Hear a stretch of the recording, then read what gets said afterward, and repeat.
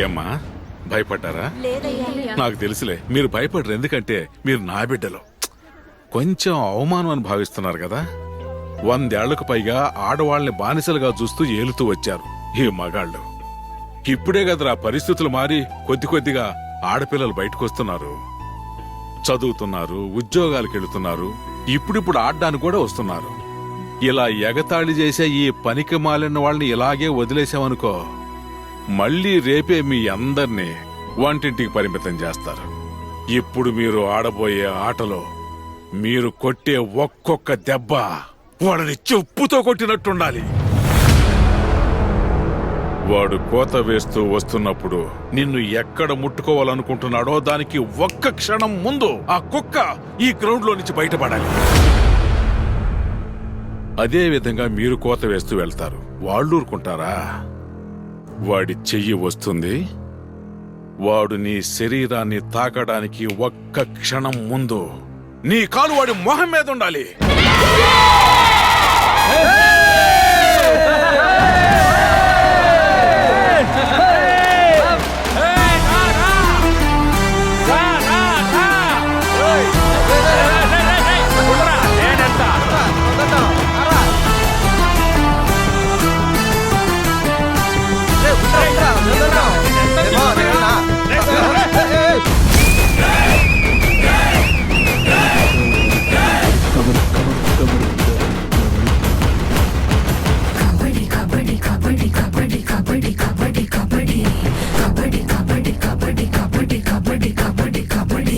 తెగువ చూపే మగువల మదే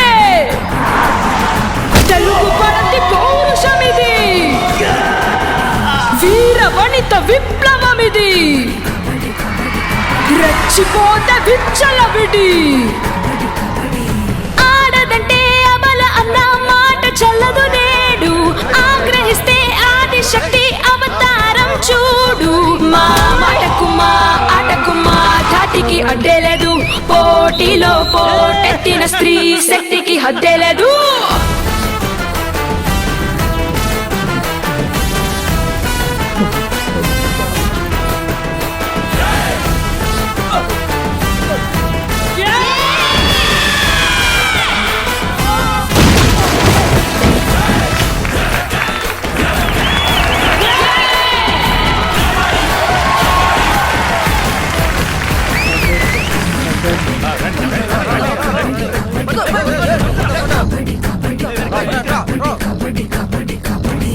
కాకతీయ రుద్రమ ఇదే,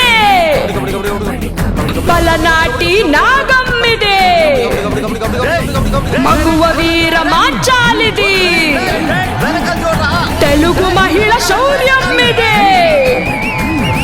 మగ పొగరును మట్టి కర్ర పట్టుబట్టినోళ్ళం, పగ పగమని మండుతున్న నిప్పు లాంటి వాళ్ళం. మా దెబ్బకు మీ జబ్బలు జారెనిక కాసుకోండయ్యో, మా బాటము ఆరాటము పోరాటము చూసుకోండయ్యో.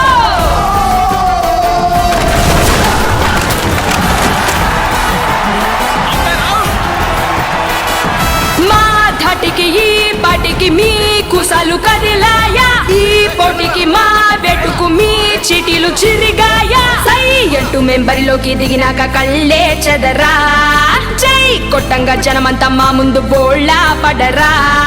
కుమ్మేసి కలపడు అమ్మాయిల చెడుగుడు, దమ్ముంటే తలపడు ఏ ఒక్కడు నిలబడు.